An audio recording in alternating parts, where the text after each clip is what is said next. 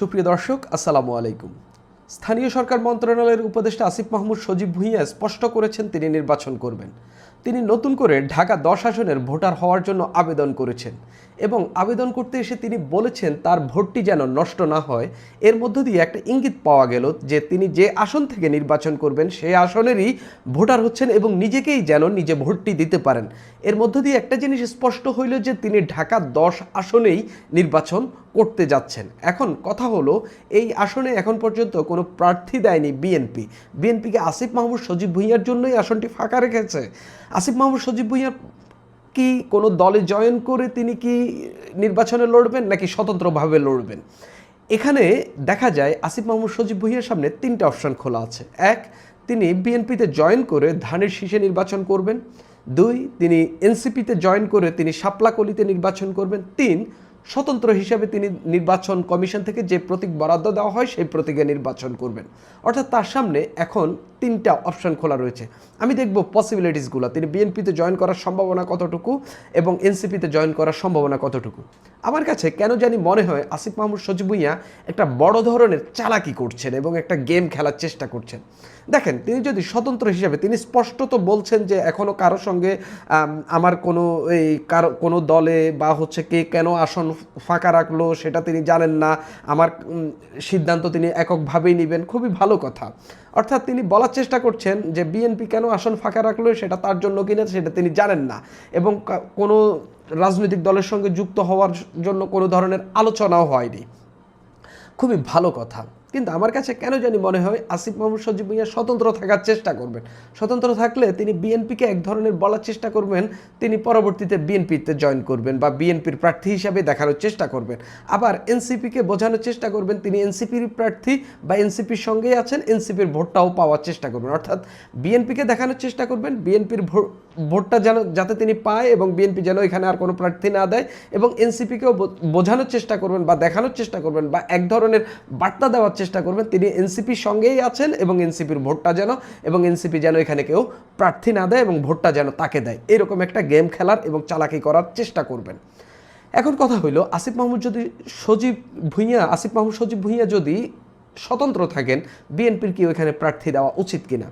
আমি এখন পর্যন্ত যতটুকু আন্দাজ করতে পেরেছি বিএনপি ওই আসনের জন্য মোটামুটি, অনেকেই বলে থাকেন 2 জন প্রার্থীকে রেখেছেন, আমি দেখি যে 3 জন প্রার্থীকে রেখেছেন। একজন হইলেন নাসির উদ্দিন অসীম, বিএনপির আন্তর্জাতিক বিষয়ক সম্পাদক। আরেকজন হলেন ঢাকার বিএনপির নেতা এবং কেন্দ্রীয় নির্বাহী কমিটির সদস্য রবিউল আলম। আরেকজন আমি দেখি আসাদুজ্জামান রিপন, সম্ভবত বিএনপির ভাইস চেয়ারম্যান। এই 3 জনের একজনকে যদি শেষ পর্যন্ত বিএনপি কারোর সঙ্গে যদি বোঝাপড়া না হয়, এই 3 জনের একজনকে বিএনপি এখানে এই আসনে মনোনয়ন দিতে পারেন আমি মনে করি। এর মধ্যে নাসির উদ্দিন অসীমই সবচেয়ে বেশি এগিয়ে থাকবেন বলে আমি মনে করছি। এখন আসিফ মাহমুদ সজীব ভুঁইয়া যে চালাকিটা করার চেষ্টা করছেন বা স্বতন্ত্র থাকেন এবং বিএনপিকে যদি বার্তা দেওয়ার চেষ্টা করে যে আমি তোমাদের সঙ্গেই আছি বা বিএনপির সঙ্গেই আছি, পরবর্তীতে আমি বিএনপিতেই জয়েন করব, এখন আমাকে আপাতত স্বতন্ত্র হিসাবে থেকে ভোটটা করতে দাও এবং আর কোনো প্রার্থী দিও না, এবং হচ্ছে এখানে বিএনপির ভোটটা যেন আমি পাই সেই ব্যবস্থা তিনি করার চেষ্টা করবেন। এই ক্ষেত্রে কি বিএনপি আসিফ মাহমুদ সজীব ভুঁইয়ার এই ফাঁদে পা দেওয়া কি উচিত কিনা? একেবারেই না। কেননা আসিফ মাহমুদ সজীব ভুঁইয়া যেমন মীর মাহবুবুর রহমান মুগ্ধ সরাসরি বিএনপিতে জয়েন করেছেন, সম্ভবত তিনি ঢাকার একটি আসনে প্রার্থী হইতে পারেন, সম্ভবত সেটা ঢাকা 18 আসনে। সরাসরি তিনি বিএনপিতে যোগ দিয়ে বিএনপির ত্যাগীদেরকে বাদ দিয়ে হইলেও তাকে দিলেও কিন্তু তিনি কোনো ভনিতা করেন নাই, তিনি সরাসরি বিএনপিতে যোগ দিয়েছেন। আসিফ মাহমুদ সজীব ভুঁইয়া বিএনপিতে যোগ দিবেন কিনা এটা নিয়ে প্রশ্ন রয়েছে। যদি যোগ না দিয়ে, যদি ধানের শীষের প্রতীক না নিয়ে যদি তিনি অন্য কোনো প্রতীকে স্বতন্ত্র হিসেবে নির্বাচন করে যদি ধানের শীষের ভোট পাওয়ার বা ধানের শীষের সমর্থকদের ভোট পাওয়ার চেষ্টা করেন, এটা হবে বিএনপির সঙ্গে এক ধরনের প্রতারণা। কেননা বিএনপি শেষমেশ এটা নিয়ে প্রতারিত হইতে পারে। কেননা আসিফ মাহমুদ সজীব ভুঁইয়া ধরেন বিএনপির ভোট পাইয়া জয়লাভ করলো, বা ধরেন এখানে যে বিএনপি বা তাদের যে অঙ্গ সংগঠনের যে ভোট রয়েছে সেটা পাইয়া তিনি সংসদে গেল। এই আসিফ মাহমুদ সজীব ভুঁইয়া সবচেয়ে বেশি কথা বলবে বিএনপির বিরুদ্ধে, আমার কেন জানি মনে হয়। কেননা গত 1 বছরের বেশি সময় বিএনপিকে যে উপদেষ্টা সবচেয়ে বেশি ভুগিয়েছে তিনি হইলেন আসিফ মাহমুদ সজীব ভুঁইয়া, এবং আমি মনে করি আসিফ মাহমুদ সজীব ভুঁইয়া যদি নির্বাচনে জয়লাভ করেন তিনি শেষমেশ গিয়ে জয়েন করবেন এনসিপিতে। কেননা এনসিপিতেই তার সহযোদ্ধারা সবচেয়ে বেশি রয়েছেন এবং তিনি তাদের সঙ্গেই শেষমেশ রাজনীতি করবেন বলে আমি মনে করি এবং আপাত দৃষ্টিতে আমি মনে করে থাকি। কারণ তার যে ধরনের পলিটিক্যাল ক্যারেক্টারিস্টিক্স দেখা গেছে গত কয়েক বছরে, যে ধরনের বিতর্ক উঠার পরেও তিনি সেগুলোকে গায়ে মাখাননি। মোটামুটি তিনি এনসিপির ঘেঁষা নেতা হিসাবে বা এনসিপি ঘেঁষা উপদেষ্টা হিসাবে নিজেকে এগিয়ে নিয়ে গেছেন এবং এনসিপির পক্ষেই কথা বলেছেন। এনসিপির নেতারাও তাকে ডিফেন্ড করেছেন। সেই জায়গা থেকে আমি মনে করি না যে আসিফ মাহমুদ সজীব ভুঁইয়া এনসিপির বাইরে অন্য কোনো রাজনৈতিক দলে যুক্ত হবেন। যদি এর বাইরে তিনি যদি বিএনপিতে সরাসরি ঘোষণা দিয়ে মীর স্নিগ্ধের মতো যদি যুক্ত হন সেটা অন্য কেস, কিন্তু এর বাহিরেই যদি অন্য কোনো প্রলোভন, অন্য কোনো কিছু যদি আমি নির্বাচনের পরে জয়েন করব, আমি মনে করি যে বিএনপি সেটাতে পা দেওয়া উচিত না এবং সেটা আসিফ মাহমুদ সজীব ভুঁইয়ার এক ধরনের চতুরতা হইতে পারে এবং নির্বাচনে জয়লাভ করার ক্ষেত্রে তিনি স্বতন্ত্র হিসাবে থেকে বিএনপিকে বলবে বিএনপিতে জয়েন করব এবং এনসিপিকে বলবে এনসিপিতে জয়েন করব, এই গেমটা খেলে তিনি নির্বাচনে জয়লাভ করার একটা পায়তারা করতে পারেন বা এই চেষ্টাটা তিনি চালাইতে পারেন বলে কেন জানি আমার মনে হচ্ছে। কেননা তার কথাবার্তায় সেসব ইঙ্গিত পাওয়া যাচ্ছে।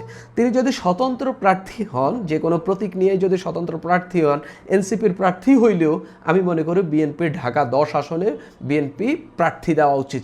সেটা নাসিরউদ্দিন অসীম হোক কিংবা এই রবিউল আলম হোক কিংবা আসাদুজ্জামান রিপন হোক, যেই হোক একজন প্রার্থীকে তারা ঢাকা 10 আসনে মনোনয়ন দেওয়া উচিত। কেননা ঢাকা 10 আসনটি বিএনপির একেবারে ঘাঁটি হিসাবে পরিচিত। আসিফ মাহমুদ সজীব ভুঁইয়া যখন ঢাকা 10 আসনের নির্বাচনী অফিসে যখন ভোটার হওয়ার জন্য আবেদন করতে গেলেন, তখন কয়েকজন তরুণ সেখানে স্লোগান দিলেন যে ঢাকা 10 আসনের মাটি আসিফ মাহমুদের ঘাঁটি, এরকম। কিন্তু এটা কখনোই আসিফ মাহমুদের ঘাঁটি না, এটা সবসময় বিএনপির ঘাঁটি।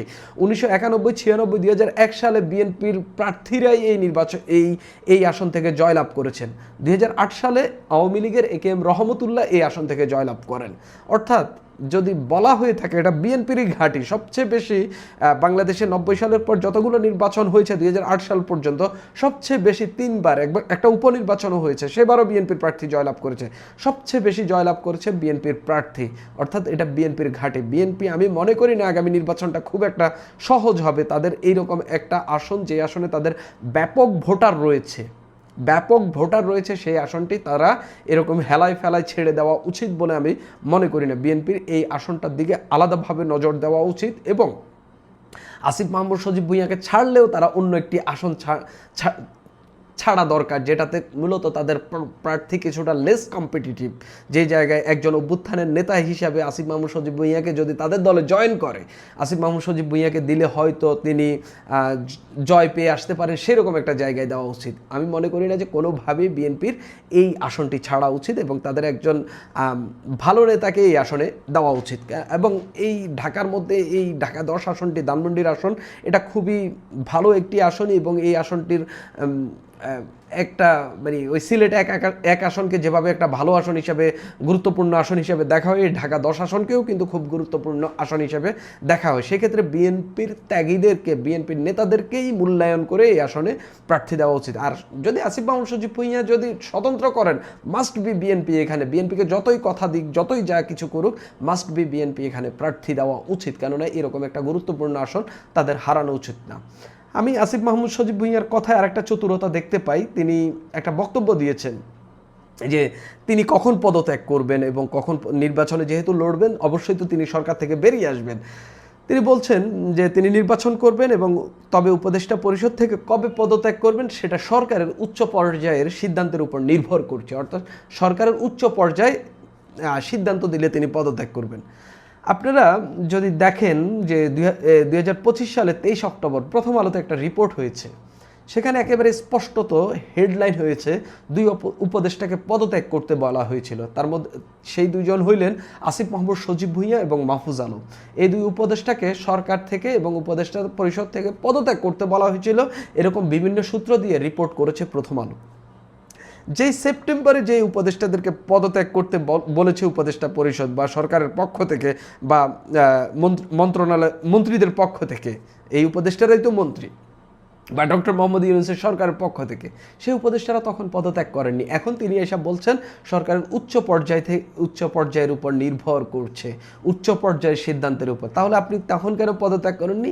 এই যে চালাকি, এই যে চতুরতা, এই জিনিসগুলো তার মধ্যে ব্যাপক আকারে দেখা যায় এবং একজন উপদেষ্টা হিসাবে এই গত এক বছরের বেশি সময় সবচেয়ে বেশি বিতর্কিত উপদেষ্টা হিসাবে যাকে মানুষ দেখেছে তিনি হলেন এই আসিফ মাহমুদ সজীব ভুঁইয়া। শেখ হাসিনার পতনের আন্দোলনে তার ব্যাপক ভূমিকা রয়েছে এবং সেখান থেকে তিনি ছাত্র প্রতিনিধি বা অভ্যুত্থানকারীদের প্রতিনিধি হিসাবে তিনি সরকারে গেছেন। মানুষ খুবই ভালোভাবে অ্যাকসেপ্ট করেছে সব কিছু, কিন্তু তার কিছু কর্মকাণ্ডের কারণে ব্যাপক আকারে বিতর্কিত হয়েছেন তিনি। এই বিতর্কগুলোর মধ্যেই এখনও তিনি রয়েছেন। তার মধ্যেই তিনি ঢাকা 10 আসনে নির্বাচন করার ঘোষণা দিয়েছেন, ঢাকা থেকেই নির্বাচন করার ঘোষণা দিয়েছেন। সেটা সম্ভবত ঢাকা 10 আসন হইতে পারে। সেই ক্ষেত্রে আসলে বিএনপির সঙ্গে কি বোঝাপড়া হবে, জামাত এই এনসিপির সঙ্গে কি বোঝাপড়া হবে, তবে আমি মনে করি না তিনি জামাতে যোগ দেবেন বা এছাড়া অন্য কোনো রাজনৈতিক দলে যোগ দেবেন। হয় তিনি, আমি যে 3টা অপশনের কথা বলেছি, হয় তিনি বিএনপি, না হয় জামাত, না হয় স্বতন্ত্র হিসেবে নির্বাচন করবেন বলে আমি মনে করি। সেই ক্ষেত্রে বিএনপিকে তার বিষয়ে খুবই সতর্ক থাকা উচিত। সুপ্রিয় দর্শক, এখন এই পর্যন্তই।